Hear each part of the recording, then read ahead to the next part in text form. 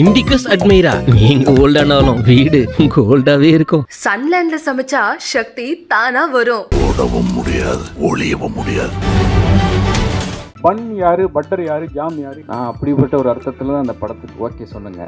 But இந்த ஆள் ஹீரோயினை தொடவே விடலைங்க. பிக் பாஸில் ஜெயிச்சாச்சா அப்படின்னா வெளியில் வந்தோடனே டக்குன்னு ஹீரோ ஆகிடுவோம் அப்படின்ற நீங்க பிக் பாஸ்ல இருக்கும்போது ஒரு விஷயம் சொல்லியிருப்பீங்க, எனக்கு துரோகம் பண்ணிட்டாங்க, சில விஷயம் வந்து ஏமாத்தினாங்கன்ட்டு. சாரி சார், இதுக்கு என்ன சொல்றதுன்னு தெரியல. நான் அந்த மாதிரி யாரையுமே சொல்லலைங்க. உங்க முகமே இல்லையே, நீங்க வந்து சதீஷ் சார்ட்ட, ஹீரோட்ட, டைரக்டர்ட்ட ஏன் சண்டை போடல? உங்களை கவினுக்கு போட்டி அப்படின்னு சொல்லிட்டு எடுத்துக்கலாமா? டைட்டில் பன் பட்டர் ஜாம் அப்படின்னு வச்சிருக்கீங்களே, இது என்ன ஜானர் படம்? உட்காந்து பேசு. பன் யாரு, பட்டர் யாரு, ஜாம் யாரு, என்ன அர்த்தத்தில் வச்சிருக்கீங்க? நான் அப்படிப்பட்ட ஒரு அர்த்தத்தில் தான் அந்த படத்துக்கு ஓகே சொன்னேங்க. பட் இந்த ஆள் ஹீரோயினை தொடவே விடலைங்க. அது தனியாக எங்கேயோ நடிச்சிட்டு வேறு ஷெடியூலில் போயிடுச்சு. நான் இங்கே தனியாக நடிச்சிக்கிட்டு இருந்தேன். என்னை பொறுத்த வரைக்கும் பன் பட்டர் ஜாமில் வந்து நீங்கள் கேட்ட கேள்விக்கு பன் யார் அப்படின்னாக்கா டைரக்டர் தான்.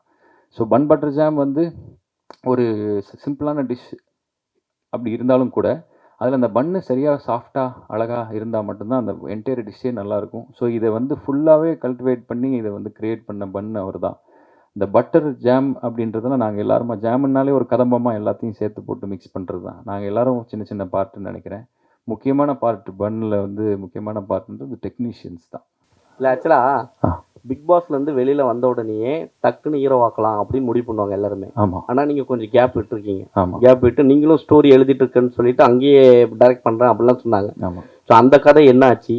இந்த கதை சொல்லும் போது உங்களுக்கு என்ன தோணுச்சு? நம்ம ஹீரோவாக இது பண்ணும்போது அதில் ஏதாவது கற்றுக்கிட்டீங்களா புதுசாக ஏதாவது? கண்டிப்பாக கற்றுக்கிட்டேன்னா, நான் வெளியில் வரும்போது நானும் தான் இப்போ பிக் பாஸில் ஜெயிச்சாச்சா அப்படின்னா வெளியில் வந்தோடனே டக்குன்னு ஹீரோ ஆகிடுவோம் அப்படின்ற எண்ணம் எனக்கு இல்லை. ஏன்னா நான் அசிஸ்டன்ட் டைரக்டராக வேலை செஞ்சதுனால இந்த ரியாலிட்டி என்னன்றது தெரியும். கதை தான் ஹீரோ. ஸோ சரியான ஒரு கதை வேணும், கதை நல்லா இருந்தால் மட்டும்தான் ஒரு நல்ல நடிகன் உருவாக முடியுன்றதை நான் ரொம்ப நம்புகிறேன். ஸோ அப்போ நான் வந்து ஒரு 5 வருஷத்துக்கு முன்னாடி நான் ஒரு இடத்துல சொல்லி ஓகே வாங்கியிருந்த ஒரு கதையை நீயே நடி, நான் சுரேஷ் சாருக்கு ஒரு கதை எழுதி வச்சுருந்தேன். ஸோ அந்த கதையை வந்து நீயே நடின்னு சொல்லி எனக்கு ஒரு வாய்ப்பு வந்துச்சு. ஸோ அந்த கதையை எழுத ஆரம்பிக்கும் போது எனக்கு ஒரு எல்லாத்துலேருந்தும் கட் ஆஃப் பண்ணிட்டு தனியாக போய் எழுத ஆரம்பித்தேன். அதில் நாட்கள் ஓடினது எனக்கு சரியாக ட்ராக் பண்ண முடியல. 6 months 8 months கிட்டத்தட்ட 1.5 வருஷமே ஆயிடுச்சு. அதை ஃபுல்லாக என்க்ளோஸ் பண்ணி ஃபுல்லாக முடிக்கிறதுக்கு, ஒரு கதை முடிக்கிறதுக்கு அவ்வளோ நேரம் ஆச்சு.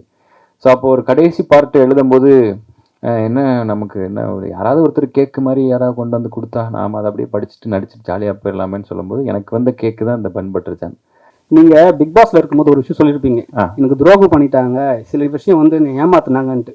ஸோ அதே மாதிரி இப்போ வந்து பின்னாடி வந்து உங்களுக்கு 2 வில் அம்பு கொட்டியிருக்காங்க. இதை பார்த்த உடனே அவங்களுக்கு ஏதாவது சொல்ல வர்றீங்களா, இல்லை வந்து நீங்கள் வந்து ஸ்பெசிஃபிக்காக இதை வைங்கன்னு சொன்னீங்களா? ஐயா நான் அப்படிலாம் எதுவும் சொல்லலை சாமி. இவர் அம்பு குத்துனதே எனக்கு மேலேருந்து கீழே விழும்போது தான் தெரியும். அதனால் எல்லாருக்குமே நடக்கிறது தானுங்க துரோகம்ன்றது. உங்களை யாருமே ஏமாத்துனது இல்லையா? நம்ம எல்லாரையும் ஏமாத்துறாங்கல்ல. ஸோ அதனால் அது வந்து ஒரு சாரி சார், இதுக்கு என்ன சொல்கிறதுன்னு தெரியல. நான் அந்த மாதிரி யாரையுமே சொல்லலைங்க. எனக்கு யாரும் துரோகம் பண்ணவங்களாம் மறந்துருச்சு. அந்த மாதிரி தான். ஹீரோயின் மைண்ட் கொடுங்க மேடம். முதல் தடையாக வந்திருக்கீங்க, சினிமாவுக்கு வந்திருக்கீங்க. இந்த ஃபர்ஸ்ட் லுக் போஸ்டரில் குதிரை இருக்குது, கழுகு இருக்குது, அம்பு இருக்குது, பீரங்கிலாம் இருக்குது. உங்கள் முகமே இல்லையே, நீங்கள் வந்து சதீஷ் சார்ட்ட, ஹீரோட்ட, டைரக்டர்ட்ட ஏன் சண்டை போடலை? நானும் தேடினேன். அப்புறம் ஓகே அடுத்ததுக்கு வரும்போது பார்க்கலாம்னு நினச்சேன். அடுத்ததுலும் இல்லைன்னா கேட்கலாம் இருக்கேன். பிக் பாஸ் போகிறதுக்கு முன்னாடி உங்களுக்கான அங்கீகாரம் தேடி பைக்கில் 100 ரூபாய்க்கு பெட்ரோல் போட்டு எங்கெங்கே அலைஞ்சு அப்படின்னு சொன்னீங்க. விஜய் டிவி மூலமாக உங்களுக்கு வந்து ஒரு பெரிய அங்கீகாரம் கிடைச்சிருச்சு. இப்போ இந்த திரையுலகம் உங்களை எப்படி பார்க்குது? உங்களுக்கான அங்கீகாரம் கிடைச்சிதான் நீங்கள் பார்க்குறீங்களா எப்படி? ஆமாண்ணா, மரியாதை கொடுக்குறாங்க நிறைய இடத்துல. கதை சொல்கிறேன்னு சொல்கிறாங்க, சாருன்றாங்க. அதுவே பெரிய விஷயம். அது வந்து சில பேர் நம்ம சாருன்னு கூப்பிட்ற அளவுக்கு நம்ம பெரிய ஆள் கிடையாது. பட் ஆனால் நம்மளோட அனுபவத்துலேயும் இதுலேயும் பெரிய ஒரு ஆளுங்க வந்து மதித்து பேசுகிறாங்க. இப்போ பாருங்க, நான் மைக் பிடிச்சி கேள்விக்கு நான் அங்கே உட்காந்துருந்து நான் கேட்டு பதில் சொல்கிறேன்றது வந்து ஒரு மரியாதை, ஒரு அந்தஸ்து மாதிரி தான் ஃபீல் ஆகுது. அது காரணம் அதுதான் நினைக்கிறேன். ஆனால் டேரக்டர் ஆகணுங்கிறது தான் உங்களோட ஆசை, கனவு எல்லாமே அப்படின்னு சொல்லியிருக்கீங்க. இப்போது நடிப்பு பக்கம் வந்திருக்கீங்க. நம்ம டேரக்டர் ஆக முடியாதா இனிமே அப்படிங்கிற ஒரு எண்ணம் இருக்கா, இல்லை கண்டிப்பாக அதையும் பண்ணிடுவீங்களா? இல்லை, நான் நடிக்கிற ஆசையில் தான் வந்து ஊர்லேருந்து கிளம்பி வந்தேன். நடிக்கிறதுக்கு வாய்ப்பு தர்ற மாதிரி தெரியல. அதனால் இப்போ பரவாயில்ல, நாமளே எழுதி நாமளே நடிச்சிடலான்னு சொல்லி தான் பாக்யராஜ் சார்கிட்டையும் நெல்சன் சார்கிட்டையும் வேலைக்கு சேர்ந்தேன். ஆனால் இதுக்கு நடிச்சிடலாம் போல இருக்கு அப்படின்ற மாதிரி டைரக்ஷன் வேலைன்றது வந்து ரொம்ப இதுவாக இருந்தது. ஆனால் இப்போ எனக்கு நான் அந்த பிக் பாஸ் முடிச்சதுக்கப்புறமும் எனக்கு கிடைச்ச வாய்ப்பு வந்து எழுதி இயக்கி நானே நடிக்கிறதுக்கு தான் நான் சொன்ன மாதிரி. ஸோ அது வந்து எல்லாமே முடிஞ்சிருச்சு. சில வேலைகள் மட்டும் பெண்டிங்கில் இருக்குது. நம்ம ஆனால் அது வரைக்கும் நம்ம இருக்கக்கூடாது, யார் எல்லாம் மறந்துடுவாங்க அப்படின்னு சொன்னாங்க. முதல்ல யாராவது என்னை ஞாபகம் வச்சுருக்காங்களான்னு தெரியல. ஞாபகம் வச்சுருந்தாங்கன்னா ரொம்ப சந்தோஷப்படுவேன். ஸோ அதனால் அந்த ரொம்ப டைம் எடுத்துக்கூடாது. இங்கே எல்லாருக்குமே அவங்களுடைய ப்ரெஷர்ஸ் எல்லாமே ஜாஸ்தியாக இருக்குது. அதில் வந்து நாமளும் வந்து அந்த கரெக்டாக டைமில் ஏதோ ஒன்று பண்ணணுன்றதுனால இது ஃபஸ்ட்டு பண்ணிட்டேன். அது வந்து எப்போ நடக்குதோ நடக்கும்னு நம்புகிறேன். உங்களை கவினுக்கு போட்டி அப்படின்னு சொல்லிட்டு எடுத்துக்கலாமா? ஐயோ அப்படிலாம் அது மாதிரிலாம் ஒன்றுமே கிடையாது. சும்மா நான் பாட்டு ஒரு ஓரத்தில் நடந்துக்கிட்டு இருக்கிறேங்க. அந்த மாதிரிலாம் எங்களுக்கு இல்லை. நாங்கள்லாம் ஒன்றா அவன் ஒர்க் பண்ணதையும் நான் பார்த்துருக்கேன். ஸோ அவன் எப்படி ஒர்க் பண்ணுவார், அவர் மைண்டில் என்ன இருக்கும்ன்றது எனக்கு தெரியும். இந்த போட்டி அப்படின்றது வந்து எனக்கு இதுக்கெலாம் நான் வந்து ரேஸ்லேயே இல்லை. என்னை நீங்கள் போட்டிக்கிட்டீங்கலாம் சொல்லக்கூடாது. நம்ம உள்ளே வந்து படமாக இது பண்ணி நீங்கள்லாம் ஏற்றுக்கிட்ட பிறகு தான் அது இந்த அதெல்லாம் நான் பார்க்கல. எனக்கு ஏதோ ஒரு வாய்ப்பு கொடுத்து நான் இந்த படத்தில் வந்து நடிக்கும்போது டைரக்டருக்கு பிடிச்சிருக்கா அவ்வளோதான். அது வெளியில் வந்தபோது உங்களுக்கு பிடிச்சிருக்கான்னு அவ்வளோதான். போட்டிக்கிட்டுலாம் சொல்லி முடிச்சு விட்றாங்க. ராஜுபாய், ஃபர்ஸ்ட் போஸ்டே வந்து ஒரு ராஜா கெட்டப்ல இருக்கு, வேற லெவல்ல இருக்கு. அதுலயும் சிரிச்ச முகம், சுத்தி வந்து கலவரம் டெத்லாம் இருக்கு. பட் ஈட்டிலாம் உங்களை நோக்கி வர மாதிரி இருக்கு. ஆனா கூலா பட்டர் ஜாம் சாப்பிட்டுட்டு இருக்கீங்க. ஸோ ரியல் லைஃப்லயும் அப்படிதான் இருப்பீங்களா? எவ்வளவு பிரச்சனை வந்தாலும் நான் கூலா இருப்பேன். ஆமாண்ணே, ரியல் லைஃப்ல அப்படித்தானே இருப்பேன். கிட்டத்தட்ட எனக்கு அதை பார்க்கும் பொழுது என்னை கனெக்ட் பண்ணிக்க முடியுது. ஆமாம், சதீஷ் சார், அப்புறம் சதீஷ் ப்ரோ, துரை ப்ரோ, அப்புறம் இவங்க வந்து ஒரு ஈசிஆரில் ஒரு சொகுசு மாளிகையில் எனக்கு கதை சொன்னாங்க. இது பக்கத்தில் இருந்து இந்த ஸ்விம்மிங் பூல்லாம் இருந்து அப்படியே நடந்துக்கிட்டு இந்த பில்லா படத்துலலாம் ஒரு ஃபீலிங்கில் இருக்கும் இல்லையா, அந்த மாதிரி கதை சொன்னாங்க. கதை ரொம்ப நல்லா இருந்துச்சு. அப்போ தான் வந்து அவர் அடித்து முடிச்சு ஃபுல் ஸ்டாப் அடிச்சுட்டு இந்த லேப்டாப்பை மூடும்போது பார்த்தா நான் என்னை உட்கார வச்சுருந்தார் இவர் முன்னாடி. இவர் தான் ராஜு சொல்லலாமா அப்படின்னு சொன்னார். ஒரு 2 மணி நேரம் டைம் போனதே தெரில. இப்படி தான் நடந்தது. இவர் தான் வந்து ஃபோன் பண்ணி கூப்பிட்டாரு. இவர் எப்படி கூப்பிட்டாருன்னு சொன்னால், விஜய் டிவியில் நான் வந்து அந்த ஆடியோ லான்ச்லாம் ஹோஸ்ட் பண்ணுவேன்ல, அதோட டைரக்டர் ஜோஷ்வான்னு ஒருத்தர், அவர் மூலமாக இவங்க நம்பர் வாங்கி கொடுத்தாங்க. ஜோஷ்வாவில் சொல்லணும். ஆமாம், அவருக்கு ரொம்ப நன்றி. அவர் தான் நம்பர் கொடுத்த நண்பர். பன் பட்டர் ஜாம் அது யூஸ்வலாக டீ கடையில் போனால் அதான் கேட்பாங்க எல்லாம். பட் இது நீங்கள் வச்சதுக்கு என்ன காரணம், வேறு ஏதாவது இருக்கா? இல்லை, அதான் இந்த படத்தோட திரைக்கதையில் வந்து ஒரு உணவுப் பொருள் தேவைப்பட்டுச்சு. அதான் எல்லாருக்குமே வந்து சைல்டுஹுட்டில் வந்து ஏதாவது ஒரு சின்ன ஒரு உணவுப் பொருள் வந்து மெமரியாக இருக்கும் இல்லையா. ஜவு மிட்டாய், பஞ்சு மிட்டாய், அந்த மாதிரி ஏதாவது கடலை மிட்டாய், ஏதோ ஒன்று, கமர்கட்டோ, ஏதோ ஒன்று சின்ன வயசில் நம்ம ஸ்கூல் டைம் படிக்கும்போது வந்து ஒரு விஷயம் வந்து சாப்பிட்ருப்போம் ரெகுலராகவே. அது நமக்கே தெரியாது, ஏதோ சின்ன காசு சேர்த்து சாப்பிடுவோம். அந்த உணவுப் பொருளை நீங்கள் பல வருஷம் கழித்து நீங்கள் பார்த்தா கூட உங்களுக்கு வந்து டக்குன்னு அந்த மெமரிஸ் எல்லாம் வந்துடும். அது நெகட்டிவோ பாசிட்டிவோ உங்களுக்கு எல்லாமே அது வந்துடும். ஸோ அந்த மாதிரி ஒரு உணவுப் பொருள் தேவைப்பட்டுச்சு.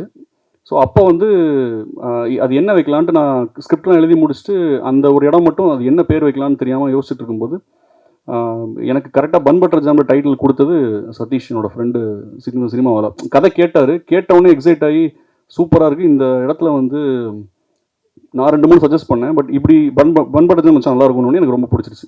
ஸோ அப்படி தான் எனக்கு தேவை. பேசிக்காக படத்தோட ஒரு முக்கியமான ஃபிலாசபியை சொல்கிறதுக்கு ஒரு பெரிய விஷயம், அதை வந்து சுருக்கமாக சிம்பிளாக சாதாரணமாக சொல்லணும், அது ஈஸியாக புரிகிற மாதிரி சொல்லணுங்கும் போது அது அந்த இடத்துல ஒரு உணவுப் பொருள் மெட்டாஃபராக தேவைப்படுது சார். ஒரு உருவகமாக தேவைப்படும் போது அந்த இடத்துல இந்த பன் பட்டர் ஜாம் வந்து நல்லா அமைஞ்சது.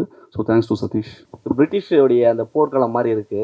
அவர் இளவரசரா இல்லை மகாராஜாவா தெரியல. பட் ஆனால் அவருக்கு முதுகுல எல்லாருமே குத்துற மாதிரி ஒரு சீன் வச்சிருக்கீங்க. இப்போத்தி நடக்கிற ஜென்ரேஷன் கதையா இல்லை லவ் ஸ்டோரி அந்த காலத்துல அந்த மாதிரி ஏதாவது? இல்லை, இது கரண்ட் ஜென்ரேஷன், இப்போ இருக்கிற ஜென்ரேஷனோட இதுதான். அது என்னென்னா படத்துக்குள்ளே ஒரு சின்ன ஃபிலாசபி இருக்குது. அதை டெபிக் பண்ணுற மாதிரி தான் அந்த மாதிரி போஸ்டர் பண்ணோம். என்னென்னா நமக்கு நம்ம முக்கால்வாசி லைஃப் வந்து கரண்ட்டில் வாழவே மாட்டோம். என்னென்னா நமக்கு வந்து பாஸ்ட்டில் நிறைய பேகேஜ் இருக்கும்.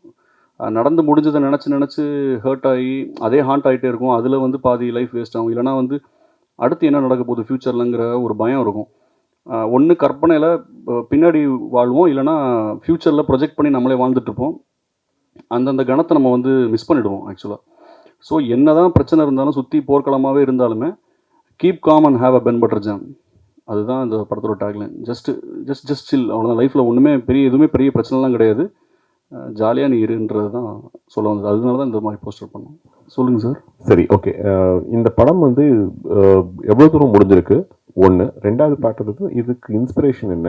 இந்த மாதிரி ஒரு கதை வந்து உங்களுடைய வாழ்க்கையில் நடந்த சம்பவத்தை பேஸ் பண்ணி நீங்கள் ஸ்கிரிப்ட் எழுதியிருக்கீங்களா, இல்லாட்டி வந்து ஒரு ஜென்ரிக் தாட் தானே?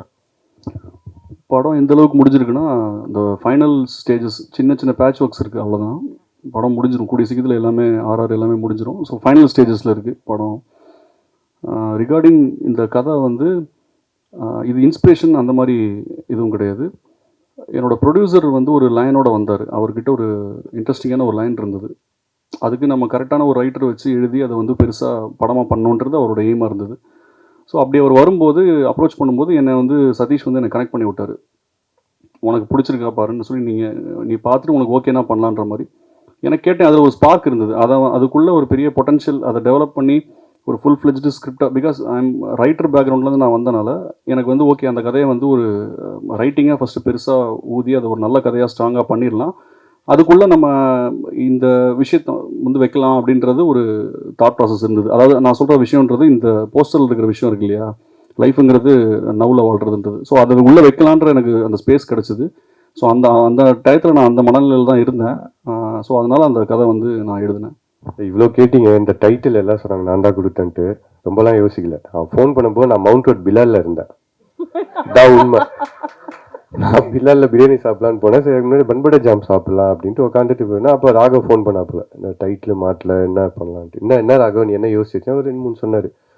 பிரெட் ஆம்லேட்னு சொன்னார், இன்னும் ஏதோ ஒன்று சொன்னார். யூ டூல் சம்திங் அப்புறம் பிரெட் ஆம்லேட். நான் சொன்னேன் பிரெட் ஆம்லேட்லாம் வைக்காது, நான்வெஜ் வெஜ்ஜி சாப்பிட்றவங்க உள்ள வர மாட்டாங்க, அதனால் இந்த கையில் பண்பட்ட ஜாம்னு வச்சா அப்படியே நிமிஷம் ஸ்டக் ஆகிட்டா போல. ஓ நல்ல டைட்டில் உனக்கு கொடுத்துட்டேன், சரி ஓகே வச்சுக்கோ. ஸோ அப்படி தான் நடந்துரு. சொன்னதுக்கப்புறம் தான் நானும் யோசிச்சேன், ஐயோ ரொம்ப கேட்சான டைட்டில் கொடுத்துட்டேனே அப்படின்ட்டு. பட் ரொம்ப நல்ல டீம், நல்ல க்ரூ, டெஃபினட்டாக உங்கள் சப்போர்ட் தேவை. இண்டிகஸ் அட்மைரா, நீங்க ஓல்டானாலும் வீடு கோல்டாவே இருக்கும். சன்லேண்ட்ல சமைச்சா சக்தி தானா வரும். ஓடவும் முடியாது, ஒளியவும் முடியாது.